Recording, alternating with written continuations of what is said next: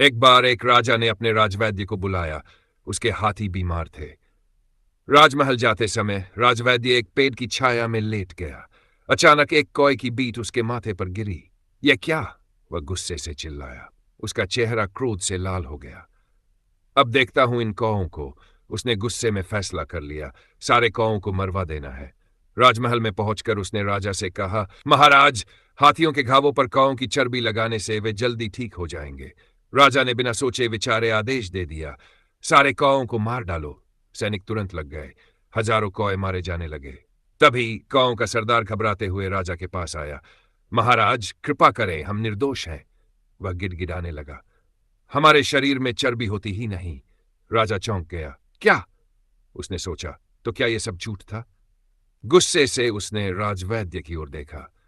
तुमने हमें धोखा दिया। राजा गरजा। अब तुम दंड मिलेगा। और दुष्ट राजवैद्य को उसकी सजा मिल गई। राजा के आदेश से सैनिकों ने दुष्ट राजवैद्य को पकड़ लिया।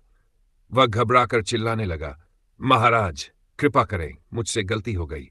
लेकिन राजा का गुस्सा अब 7वें आसमान पर था। तुमने सिर्फ अपने गुस्से में निर्दोष कौओं की जान लेने का षड्यंत्र रचा। अपने स्वार्थ के लिए झूठ बोला। इसका दंड तुम्हें अवश्य मिलेगा। राजा गरजा। राजा ने आदेश दिया, इसे कारागार में डाल दो और ऐसा दंड दो कि फिर कोई कभी निर्दोष जीवों के साथ अन्याय करने की हिम्मत न करे।